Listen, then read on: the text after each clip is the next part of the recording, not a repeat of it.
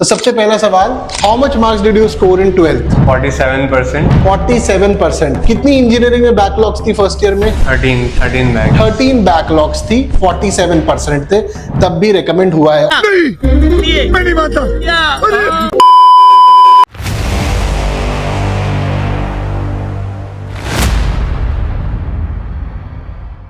जय हिंद एवरीवन, मेरे साथ है Rajveer Singh Rathore. He was my batch 2.0 सावधा का स्टूडेंट है। जब हम देहरादून में थे, अब तो हम दिल्ली आ चुके हैं और ये अपने थर्ड अटेम्प्ट में 31 एसएसबी जलंधर से रिकमेंड हुआ है टेक एंट्री के लिए। तो आज राजवीर की जर्नी को समझेंगे। सबसे इंपॉर्टेंट बात, सबसे पहला सवाल, पहले तो कांग्रेचुलेशन, सवाल तो पूछेंगे। तो सबसे पहला सवाल, how much marks did you score in 12th? 47%. 47%। तो ये मैंने इसलिए पहले पूछा है कि बहुत सारे लोगों का कहना या सुनना मिथ है कि अगर हमारे मार्क्स बहुत कम है तो हम रिकमेंड नहीं हो सकते। 12th में 47% है। कितनी इंजीनियरिंग में बैकलॉग्स थी फर्स्ट ईयर में? 13 बैक. 13 बैकलॉग्स थी, 47% थे, तब भी रिकमेंड हुआ है। और इस जो 3 अटेम्प्ट दिए उसमें से पहले 2 अटेम्प्ट स्क्रीन आउट्स थे, तो इसको परफॉर्मेंस दिखाने का मौका ही नहीं मिला। जिसमें मौका मिला उसी में राजवीर रिकमेंड हो गया। तो पहला सवाल, 47% और 13 बैकलॉग्स के साथ कैसे रिकमेंड हुए? तो बेसिकली यही था कि तब कोई टारगेट नहीं था to do well in academics, and with that एक चीज ये भी थी कि स्पोर्ट्स में बहुत ज्यादा इंटरेस्ट था, तो उसी में रह गया मैं।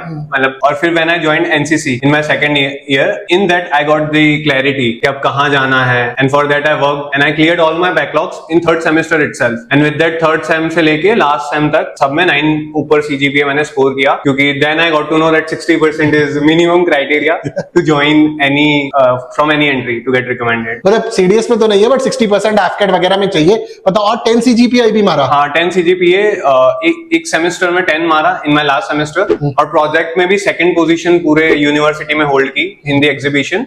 एंड विद दैट एक और सेमेस्टर में रिटन एग्जाम में 9.75 CGPA with 11 subjects. So in all I excelled और एक क्लैरिटी बना ली थी। And with that soft skill में भी काफी कमजोर था, सो एनसीसी ज्वाइन करने के बाद बहुत मेहनत ही की है in my communication skills, and with that build my confidence. तो अगर आप देखोगे, सिविल इंजीनियर है ये, तो 47% बैकलॉग्स और उसके बाद 10 सीजीपीए, और एक इंपॉर्टेंट चीज, he is a international player. किस चीज के इंटरनेशनल प्लेयर हो? कराटे। मैंने कराटे में इंडिया को रिप्रेजेंट किया है in South Asian championship Bangladesh, and junior and sub junior categories में मैंने मेडल जीता है, silver medalist from Bangladesh. And after that अभी रिसेंटली विद दिस ईयर भी मैंने सीनियर्स में गुजरात को रिप्रेजेंट किया था वेस्ट जोन चैंपियनशिप में, सीनियर कैटेगरी, बिकॉज मैं इसी साल 2023 का हुआ। And then I means still I am practising, but ये था with by joining NCC I tried myself to manage everywhere in communication skills, sports, academics, and with that current affair और SSB जो खुद का एक अलग ही एक स्ट्रीम है, a kind of work upon। तो आप देख रहे हो कि कितना वेरिड बैकग्राउंड है, और इसी में बोलता हूं कि academics are important but they are not the only important thing.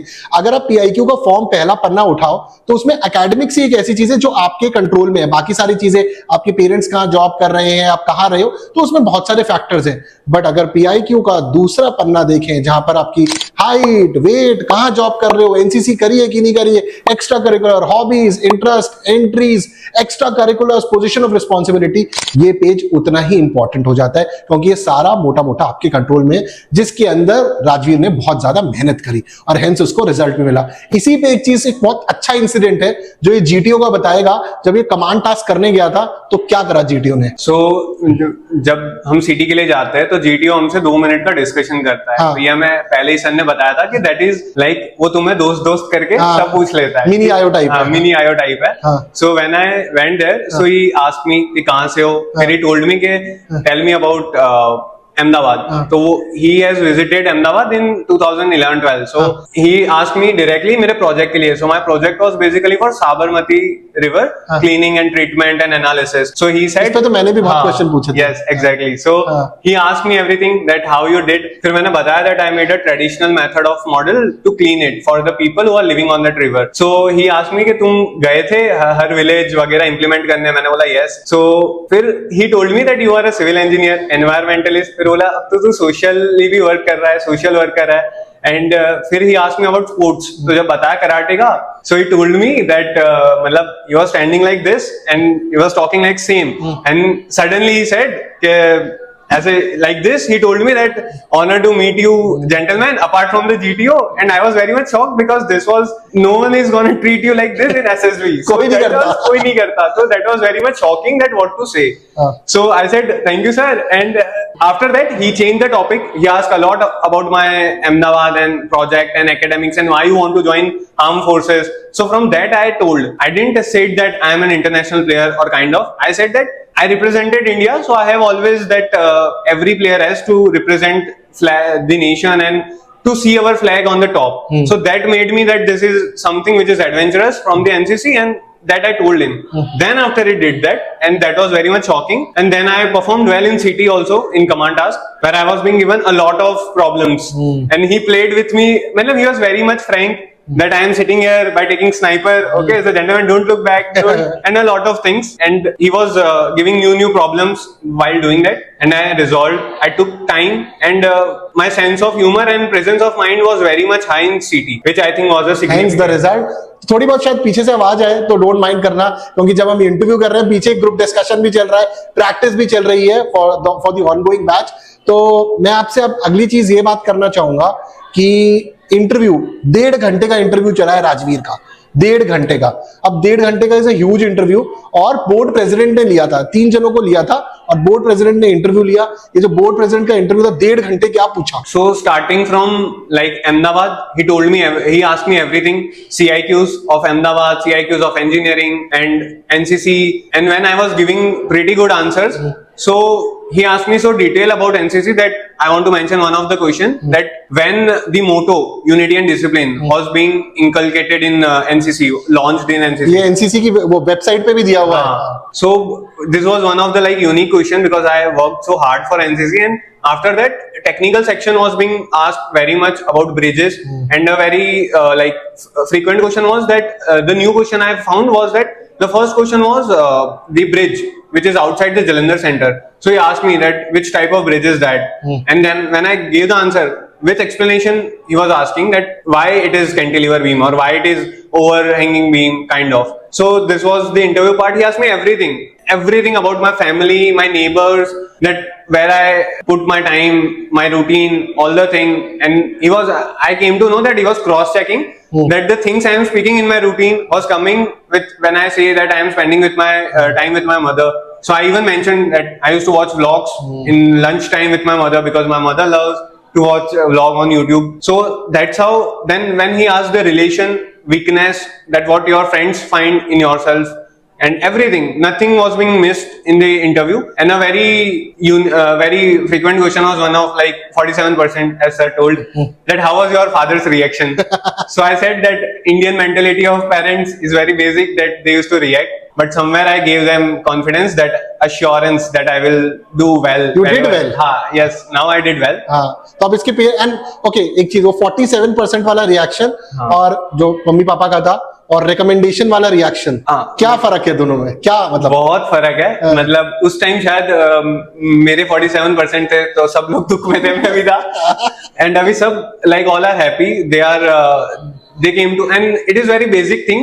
They also realize that 10th 12th marks doesn't matter that much if you work very well in your future, when it means it is your time to work. Just to tell you, इसका मतलब ये नहीं है कि आप 10-12 के marks पर काम करना ही छोड़ दो. इसने स्पोर्ट्स में बाकी सारी चीजों में काम करा. एक इंपॉर्टेंट चीज तुमने मुझे बताई कि टैट की पिक्चर्स आजकल बड़ी चेंज आ रही है. अभी रिसेंटली हमने कैंडिडेट से लिया तो न्यूट्रल पिक्चर्स बहुत आ रही है, जो हम मतलब मेरे कोर्सेज में हम प्रैक्टिस भी करते हैं. हम न्यूट्रल पिक्चर्स जिसके अंदर कुछ जैसे हाथ है उसमें कुछ पैसे हैं, कोई कैरेक्टर नहीं दिख रहा है, तो थोड़ा चेंज. तुम बताओ क्या क्या पिक्चर्स देखने को मिली तुम्हें जो तुमने अपने टेस्ट में दी? पिक्चर्स जैसे मेरी फर्स्ट पिक्चर थी वो काफी शॉकिंग थी, क्योंकि उसमें लाइक काइंड ऑफ किसी का मर्डर कर रहा है एंड दूसरा बंदा जो नीचे ऑलरेडी हार्म्ड, नीचे उसकी बॉडी लाई डाउन है, एंड देन ये सारा सिनेरियो था. ठीक है, तो ऐसी मैंने बहुत कम देखी थी पहले, क्योंकि इतना ज्यादा एक्सट्रीम पिक्चर्स, ब्लड शेड और एक्सीडेंटल पिक्चर्स थी. फिर नॉर्मल ग्रुप पिक्चर्स है, जो न्यूट्रल पिक्चर जो सर बात कर रहे हैं, उसमें तुम्हारी uniqueness with your SDT and PIQ match होना चाहिए, और उसमें करंट अफेयर वगैरह, करंट अफेयर्स और आपकी कॉन्ग्रुएंसी, ये तो हमने कोर्स के टाइम पे बहुत करा था. एंड टैट के अंदर कितनी इंपॉर्टेंट होती है current affairs. Do you think मतलब करंट अफेयर्स की नॉलेज, क्या न्यू स्कीम चल रही है, एप्लीकेशन और वो एक्शन स्टार्ट में यूजफुल है? यस, यूजफुल है.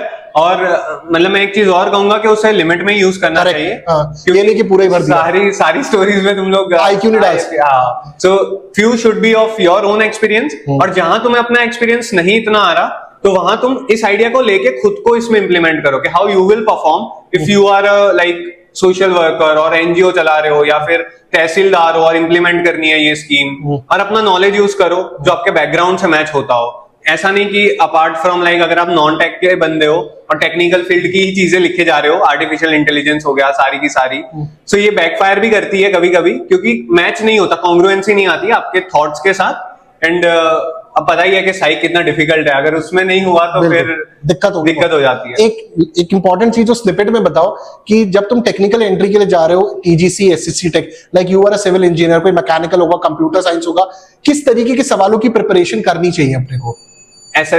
like for technical I will say that basics जैसे मैंने NPTEL के लेक्चर्स देखे थे गेट के जो फ्रीली अवेलेबल है। NPTEL जो बता रहे हैं, NPTEL है ना? हाँ, TEL है। सो दे आर बेसिकली IIT के फ्री लेक्चर्स है, और अब उन्होंने बहुत स्पेसिफाई कर दिया गेट के लिए, तो अगर आप उसे फॉलो करोगे so you will get clarity कि बेसिक्स आपको पता लग जाएंगे, और वो लाइव रिकॉर्डिंग होती है स्टूडेंट्स की जब उन्हें पढ़ाते हैं। तो जब बेसिक्स पता होते हैं तो इंटरव्यू में आपको पहले ऊपर के क्वेश्चन पूछे जाते हैं, फिर अंदर डिगअप होता है तो और क्वेश्चन आते हैं, तो बेसिक क्लियर होते हैं तो फिर वो एक जस्टिफाइड इंसान मानते हैं किसी को। जैसे तो वो स्ट्रेस ट्रेन वाला, स्ट्रेस ट्रेन। एंड एक चीज है कि मेरे साथ जो दूसरों का भी था, वो रोड के क्वेश्चंस बहुत पूछे जाते हैं, लाइक बहुत डेप्थ तक, एंड मशीनरी कौन सी यूज होती है, so everything is cement, machinery. और लाइक मेरा जो मॉक इंटरव्यू था सर के साथ, so he asked me a lot of deep questions of cement और कंक्रीट, पोर्टलैंड सीमेंट सारे, और मतलब बहुत डिटेल क्वेश्चंस आते हैं। और दूसरी चीज के you have to be justified, क्योंकि there is a difference in this interview. जब तू वहां पर सिलेक्ट हुआ, यू डिड नॉट क्राई। तो एक्चुअली मेरा कॉन्फ्रेंस हॉल में हुआ था, तो व्हेन आई एंटर्ड तो अलग ही मेरा मूड हो गया था, मैंने बोला wow this is something big. So difference यही था सर कि यहाँ पे तो बहुत डिटेल था सर का, वहां भी था, बट प्रैक्टिस पहले हो चुकी थी। You were prepared? हाँ, वेरी मच। और जितना भी वल्नरेबल एरियाज तो निकल गए थे। हाँ, सारे निकल गए थे, खेलो इंडिया वाले। हाँ, सारी चीजें, मतलब जो छोटी छोटी चीजें है। सो वही है कि जो भी हो तुम खुद को एक्सेप्ट करो और कॉन्फिडेंस रखो, and build yourself to justify that why you did anything. और एक लास्ट चीज कि तुम जब इस एसएसबी में गए तो इसके साथ एक जीसी भी था, तो जीसी साथ में ही था, हम उनका नाम नहीं लेंगे, पता चला ज्यादा रगड़ा लग गया इसको। तो जीसी ही के साथ ये रूम शेयर कर रहा था, जो will be senior at the OT also, he has come for technical entry. तो वो कैसा लगा जीसी के साथ जो तुम बनना चाहते हो? सो पहले तो लाइक इन स्क्रीनिंग मुझे लगा कि एसीसी एंट्री है शायद मिक्स में, बिकॉज तब जस्ट ऐसे क्लैरिफाई नहीं किया था that he is GC. Then we came to know, so he is a good person, and with that he helped a lot to boost morale। बोलना ही पड़ेगा गुड पर्सन, अब तो सीनियर होगा ना। नहीं, मतलब ऐसे बहुत मोरल बहुत बूस्ट किया था उन्होंने सबका। और वही सही था, एक एक्सपीरियंस अच्छा मिलता है जब आप ऐसी जगह जाते हो जहाँ पे बहुत वेल एस्टेब्लिश्ड लोग हैं और कंपटीशन अच्छा है। सो वही है that if you work hard तो आपको ये भी मिलता है कि इन लोगों के साथ आपको टास्क करने मिलेगा। सो काफी मैं लकी भी फील करता हूँ कि मैं like I was only 2 screen outs were being taken inside, बाकी all were repeater and recommended. So I felt lucky that in my group there were people who are working like from more than 10 attempts in this. So और कुछ 19-20 attempt वाले भी थे। Yes, so means, and I also got motivated that this much of dedication is being seen in the candidates, so काफी सही था। तो अभी इसको एकेडमी के अंदर जो अभी फर्स्ट टर्म में जो सेकंड टर्म में जाने वाले वो इसके साथ के ही हैं, सार्थक है, आनंद है, ऋषिकेश है, भैया देख लेना इसको, आप ही का जूनियर है, ठीक है, दया दृष्टि रखना, पॉजिटिव नेगेटिव कुछ भी हो। So it was lovely talking to you. Thank you sir, congratulations once again. और पीओपी में मिलेंगे मोस्ट प्रॉब्ली, अगर बुलाएगा हमें तो ठीक है। तो जय हिंद, टेक केयर।